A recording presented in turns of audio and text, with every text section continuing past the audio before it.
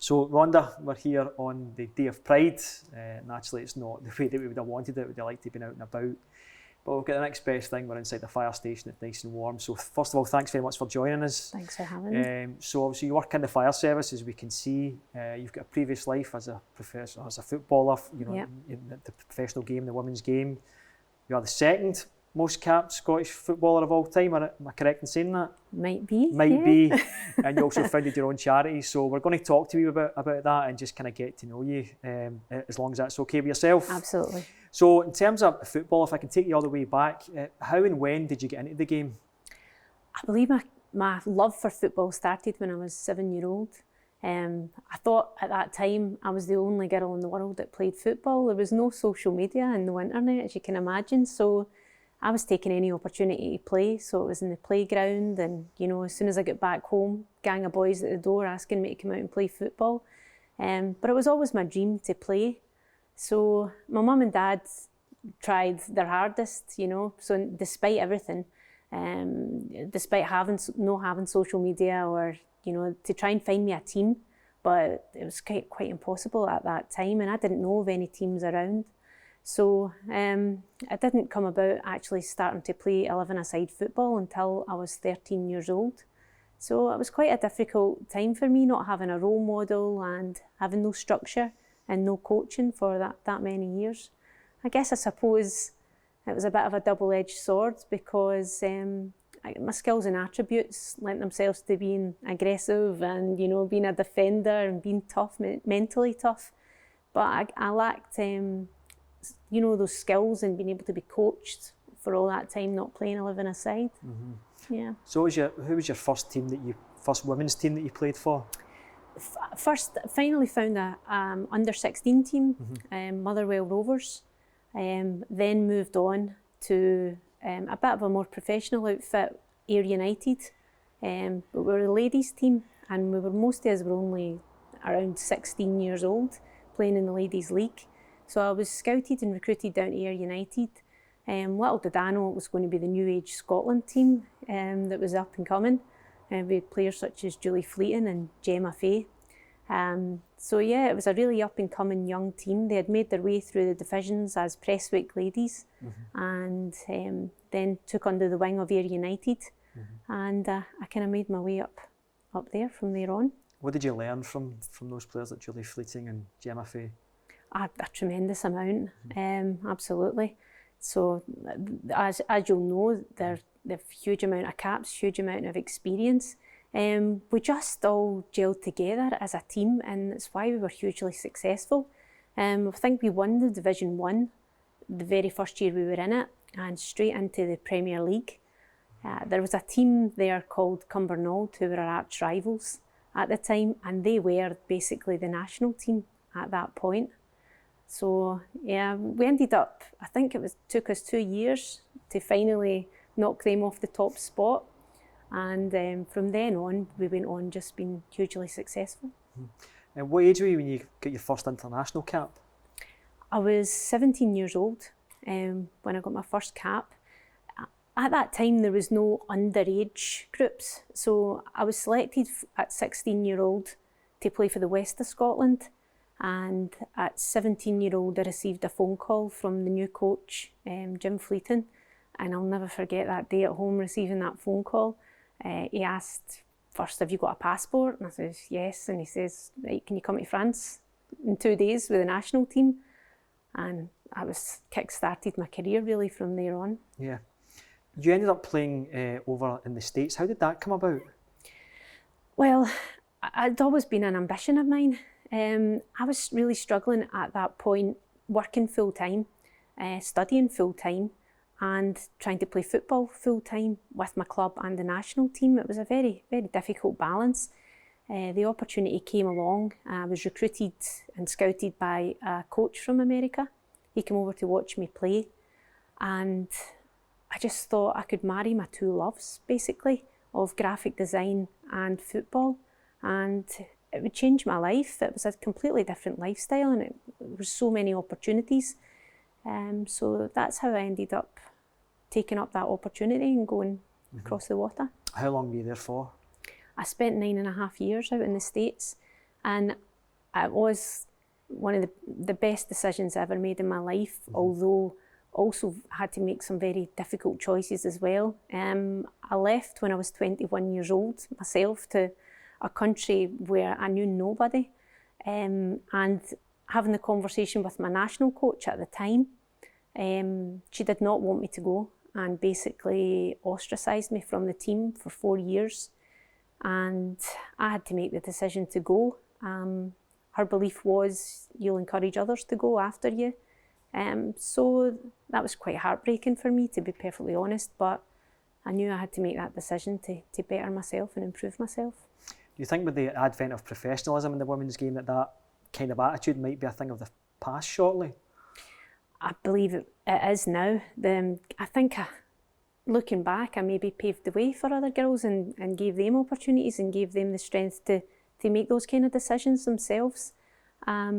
Because it was 4 years later that my assistant coach actually came over to Man University with the under-19s and said, you know, we have a game coming up in the qualifiers and we're struggling for defenders. I'll speak to your national team coach. And which he did, and I'm so thankful he did. I was flown back for that qualifier. It was Euros 2005. So yeah, I think I had to be brave enough to make that decision, and I think it maybe paved the way for others to do the same. What would you say was your one or two maybe career highlights that you had? I think it was actually that game that I was just discussing. It was the final game in the Euro 2005 qualifiers against Czech Republic. The final game of basically that was in the table, and we had to win. I'd been there at the training just a few days before and trained with the team. First time I'd been there in 4 years, and I was selected in the starting 11, so I was absolutely delighted. We were quite shaky in the first half. We were down 2-1, and right up to the 80th minute, and who else but Julie Fleeting scores a goal in the 80th minute to put us 2-2, but it wasn't enough. They were still going to go through, and we had a corner, and I just remember the whole unity of the team and dragging each other through, and it was so inspirational to just be involved in it, just that desire. And we got a corner in the 89th minute, and I actually scored the goal that put us through. So it was something that I'll never forget. Yeah. When did you bring the curtain down on your career, and why did you do that? I've spent my last season with Rangers Football Club, who are the team that I've supported all my life, and I thought there was no better way to end my career than playing with a team that I loved, and it was a different kind of feeling. I think that you just know when it's time to step aside and let the youth come through, and that made my decision for me. I'd done everything that I wanted to do. I'd ticked all my boxes in my career, and I just decided it was time. Well, you joined a new team sport called the Scottish Fire and Rescue Service. What made you want to become a firefighter? I think that being in team sports really just lent itself to the fire service. All your qualities and attributes that you learn through being in a team environment directly relate right into the fire service. My watch, we're a group of people that have different skills and different attributes, and you put them all together, you make a great team, don't you? So I felt like it was always something that I wanted to do. When I came back from America, I went through quite a traumatic time in my life. I lost one of my good friends. In fact, she took her own life, and I was one of the ones that found her. And then shortly afterwards, my sister's partner took his own life, and subsequently my sister's mental health spiralled, and she attempted her own life as well. And that was in a matter of 3 years for me just coming back. So I'd done a lot of self-reflection and looking back in my own life and basically thinking about life itself and how precious it really was. I thought about wanting to make an impact in the world. I think through my life and my career progression, I started as a graphic designer, and I didn't feel it was rewarding enough and fulfilling enough. I went on to coach. I was making a difference. I wanted more. I went on to then come home and get into coaching athletics and coaching kids with disabilities. And it was one day there was kids from a residential school had came over, And I'll never forget this young boy. I was teaching him long jump, and when I was praising him, and it was almost like he'd never felt that before. And I thought, I want to make a difference. And I studied while working full time and playing with Celtic at the time, and I ended up gaining my HND in social care, and I was a residential care worker. And then the fire service came up, and I thought that would be the penultimate career choice for me. Not only have the ability to change people's lives, but I can actually save someone's life. And I thought that's the perfect choice for me. And you're bringing all those skills you've learned elsewhere into the role as well. Absolutely. Talking about some of those traumatic incidents, you started a charity in 2018 called You Are My Sunshine. Could you tell me a little bit about the process and how that begun and what it aims to do? Yeah. You Are My Sunshine YAMS is a Oscar-regulated mental health charity. It's a charity that we started in memory of my sister, who tragically took her own life in 2017 after a long battle with mental health. And we called the charity You Are My Sunshine because it was actually my niece that came up with the idea. It was a song that Gemma used to sing to her and her little brother. So we decided that would be the perfect name for it. We bring a bit of sunshine into people's lives when their lives are dark. So we started the charity because of the need, basically.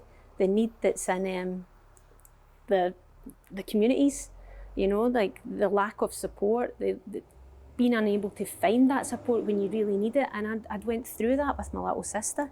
Mm-hmm.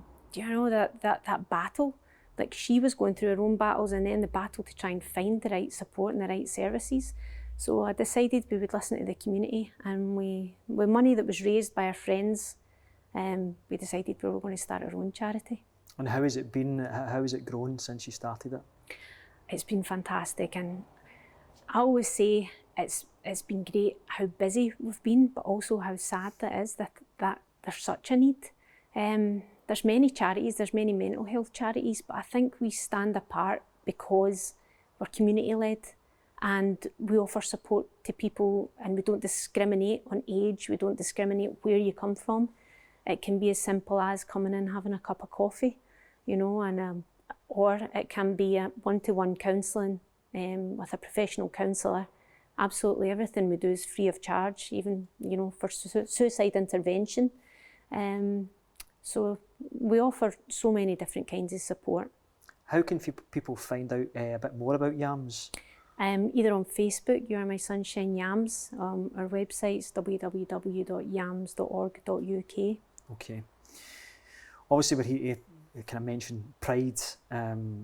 The world seems to be changing in front of our eyes, socially and politically, with the Black Lives Matter movement. Why do you think it's important that we still have pride in the year 2020?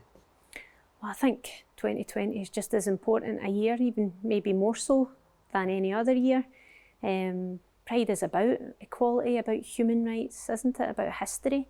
And although we've been in lockdown, and pride marches have been cancelled all over the world, it's still important. It's an important message, and it still needs to get out there.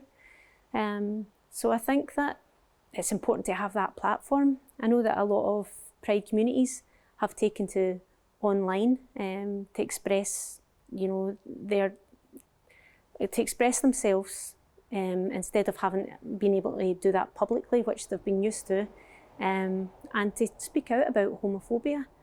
So they've used a lot of social media outlets, and that's absolutely fantastic that they're able to do that, because like mental health, there's still that stigma about pride and about the LGBT community.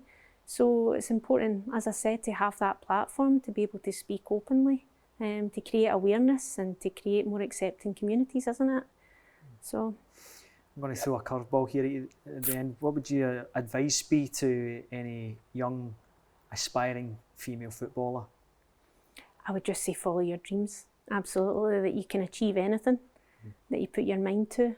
I know that I faced adversity throughout my life, and I made choices that I knew that were going to better myself, and sometimes it was difficult, but there are opportunities out there now that there wasn't before, and I absolutely just reach for your dreams and go for it. Rhonda, thanks very much. You're an inspiration and a role model. Thank you. Thank you.